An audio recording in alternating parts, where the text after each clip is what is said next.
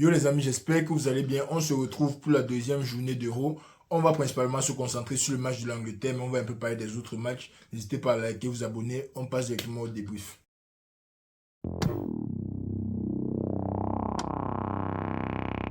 Bon, l'Angleterre qui s'impose 1-0 dans son match d'ouverture face à la Serbie, je crois. Bellingham, le sauveur, un peu comme avec le Real en début de saison. Bellingham qui vient sortir l'Angleterre de la mise. Et honnêtement, je pense que l'Angleterre aura des matchs plus compliqués à venir parce que leur poule semble être facile. Bon, la Slovénie, c'est une équipe abordable pour tout le monde. Mais vu le match d'aujourd'hui, je sens que l'Angleterre aura un euro vraiment tough à venir, que ce soit dans la phase de poule, que ce soit dans les prochains tours s'ils se qualifient. Je pense que l'Angleterre aura du travail à faire. Mais on va regarder le match d'aujourd'hui. Bon, la formation, rien de trop impressionnant. On avait Pickford au goal. Je pense qu'en défense, on a mis Guéhi parce que je ne sais plus qui était blessé ou bien ne se sentait pas trop bien. Mais défense entre on a mis Guéhi. À gauche, on a mis Trippier. À droite, Walker. Et puis le reste du milieu, on a mis Alexander Arnold un peu plus au milieu. Avec Declan Rice, pardon. Et Foden, Bellingham, Saka et Harry Kane devant. Le match a très bien commencé au bout de la 13e minute. Moi, je pense que l'Angleterre combinait très bien. Il faisait bien le ballon coulissé. Bellingham, Foden se rendaient disponibles. Il jouait pratiquement en 2-10 avec Trippier qui occupe sort of l'aile gauche et Saka qui occupe l'aile droite vraiment. Mais l'Angleterre faisait très bien tourner le ballon. Quand il fallait que Alexander Arnold monte, il montait. Il se battait pas mal devant, mais sinon l'Angleterre avait la possession. Et au bout d'un magnifique décalage à droite, Walker qui trouvait Saka dans l'espace. Le centre de Saka dévié, ça revient net au point de pénalty ou bien devant le point de pénalty. Bellingham marque son but. Tu te dis que l'Angleterre is gonna run away with it. Le reste de la première mi-temps, attaque sur attaque sur attaque sur attaque. La Serbie qui n'avait l'air d'avoir aucune réponse réalistiquement. La Serbie qui se contentait de défendre. Ce n'est pas très surprenant. Ce n'est pas très surprenant. Tu viens jouer contre l'Angleterre. Ils ont le meilleur joueur de la Liga, meilleur joueur de la Première Ligue, meilleur buteur de la Bundesliga. Ils ont les joueurs des co-runners de la Première Ligue. Ils ont les joueurs venant de toutes les équipes. De Crystal Palace qui a été l'une des meilleures équipes en Angleterre, des non-top 6, on va dire. Ça allait toujours être un job très compliqué pour la Serbie, mais ils ont bien tenu en première mi-temps. L'Angleterre a été par moments wasteful, mais en même temps, ils n'ont pas eu beaucoup d'occasions claires. La première occasion claire qu'ils ont eue, ils l'ont mis au fond. Mais sinon, la Serbie a très bien défendu. Ça m'a un peu surpris de ne pas voir Milinkovic-Savic au goal côté serbe. Je ne sais pas ce qui se passe là-bas. Peut-être qu'il n'est juste pas au niveau. Mais à part ça, le reste avait l'air d'être du classique. L'Angleterre qui gérait le match, l'Angleterre qui gérait le tempo du match. Et tu pars à la mi-temps et en ressortant de la mi-temps, c'est là que tu commences à te rappeler que les gars sont Mitrovic. Tu commences à te rappeler que les gars sont Vlahovic. Tu commences à te rappeler qu'ils ont Kostic. Tu commences à te rappeler qu'ils ont Milinkovic-Savic. Mais les gars là ont turn up the pace, mais à un niveau. Parce que même le commentateur de la CIA TV il disait que oh, je pense que non, tu ne penses rien mon gars. Les gars sont venus à l'Euro pour jouer. Ils ont leurs fans partout. Ils ne sont pas venus ici là pour se faire massacrer. Un peu à l'image de toutes les équipes, à part peut-être l'Écosse. Les gars ne sont pas venus là se faire massacrer, ils sont venus ici jouer un euro. Et c'est ça qui me fait encore plus dire que ça sera un bel euro, mais plus dans le jeu que dans les massacres. On aura certains massacres, certains 4-0, 5-0, 6-0. Mais quand tu vois les équipes comme la Serbie, comme ça, les gars sont venus pour jouer. Ils sortent en deuxième mi-temps, ils ne laissent plus l'Angleterre sortir de leur camp. Pression sur pression, ils récupèrent les ballons. Ils lancent les assauts, un assaut, deux assauts, trois assauts. Il a fallu 2-3 magnifiques sorties de Pickford. Une tête de, je crois, Walker devant les goals. Il a fallu tellement de sauvetage défensif pour l'Angleterre, mais ils s'en sont sortis. Mais l'équipe de Serbie, si, en deuxième mi-temps, ils ont vraiment rappelé de pourquoi c'est une équipe assez redoutable. J'avais même oublié qu'il y avait Tadic là-bas. Tadic s'est sorti, il nous a sorti un bon football. Vlahovic vraiment toujours aussi percutant. C'est vrai que par moment, je pensais qu'il était un peu chiche. Par moment, je pense qu'il y a quelque part qu'il pouvait faire à Mitrovic et tout. Mais à the end of the day, tu vois, tu te dis que c'est un striker. Les strikers aiment tirer. Les strikers ont besoin de confiance. Et en plus, s'il marque un but à l'Euro, ça sera la fête dans sa tête. Donc, tu comprends quand même certaines décisions qu'il a prises. Mais la Serbie, collectivement, je pense qu'ils étaient beaucoup mieux en deuxième période. Ils ont laissé passer l'orage de la première période et ils ont beaucoup mieux fait en deuxième période. Malheureusement, ça n'a pas été suffisant.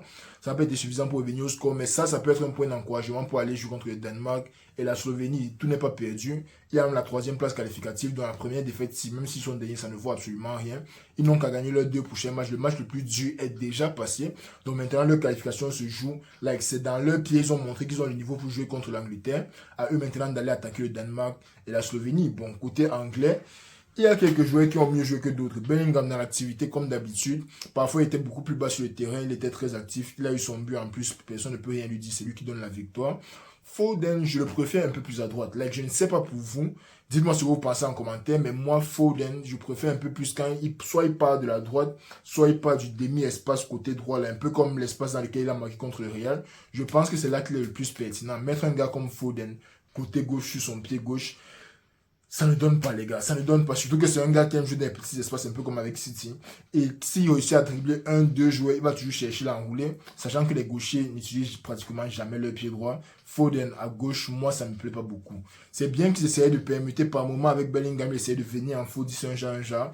Mais quand il part de la gauche, pour moi, il n'est pas aussi impactant qu'il pourrait l'être sur le stade. Bukayo Saka non plus. Je ne sais pas si c'est parce que le jeu de l'Angleterre est un peu plus basé sur le collectif, mais quand tu vois Bukayo Saka au stade, je t'attends à ce qu'il essaye de percuter une fois, deux fois, trois fois. Ça arrivait par moment, mais ça n'a pas été assez d'après moi. L'Angleterre aurait pu avoir une victoire plus confortable si le cadre était vraiment dans le jeu. Harry Kane, il a eu une occasion, il a tiré, le gardien a mis sur la barre, il ne peut vraiment rien dire.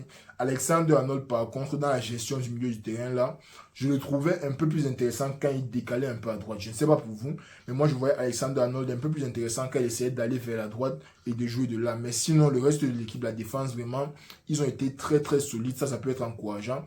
Reste à voir si Luke Shaw va revenir côté gauche, parce que quand tu as Trippier à gauche, les gestes ne sont pas les mêmes. Like, ce ne sont vraiment pas les mêmes. Lui, il est à gauche pour centrer. Les latéraux, on sait que c'est plus centré. Si tu es à gauche et ton pied sur le pied droit, tu dois tout le temps revenir, soit pour chercher la passe, soit pour essayer de centrer pied droit. Donc, très pied à gauche, ce n'est pas très bon offensivement, mais défensivement, aujourd'hui, ça a tenu. Le gardien, c'était qu'il a Pickford. Il a très bien fait son job.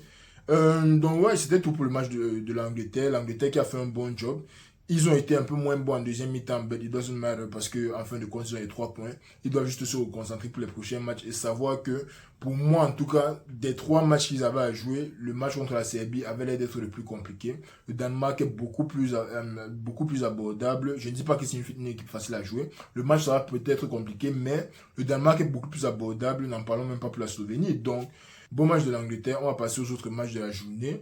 On a commencé la journée avec un match actuel du groupe D. Je pense que c'est parce qu'ils voulaient absolument que la France, je ne sais même pas ce que les gars la font. Mais groupe D, Pays-Bas, Pologne, match succulent. Quand je vous dis que l'Euro-ci est un thing of beauty dans le stade, le match entre le Pays-Bas et la Pologne, tu as l'impression que la Pologne ne va jamais pouvoir faire quoi que ce soit. Mais quand le collectif se met en marche, tu sens que ce sont les joueurs qui jouent en Europe. Là, eux tous, tu sens qu'au moins sur les 11 qui étaient au stade, il y a au moins 6 qui jouent en Europe. Football très posé, très construit.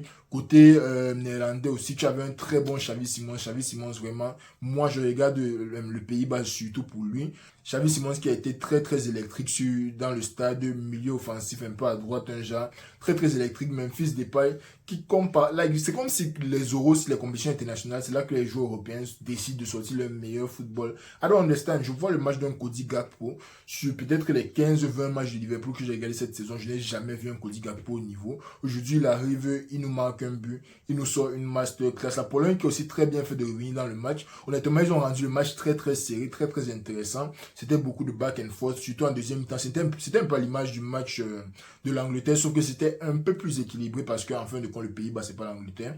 Donc c'était un peu plus équilibré, mais la Pologne qui a quand même eu ses occasions, ils ont pris leurs occasions, juste qu'en fin de compte, c'est la meilleure équipe qui gagne. Les Pays-Bas ont poussé une dernière fois, ils ont réussi à marquer. Comme je l'ai dit, Memphis Depay très très important dans le match. Là, moi, ça m'a aussi fait plaisir de revoir quelques têtes comme Wijnaldum et tout ça. Moi, ça m'a fait plaisir.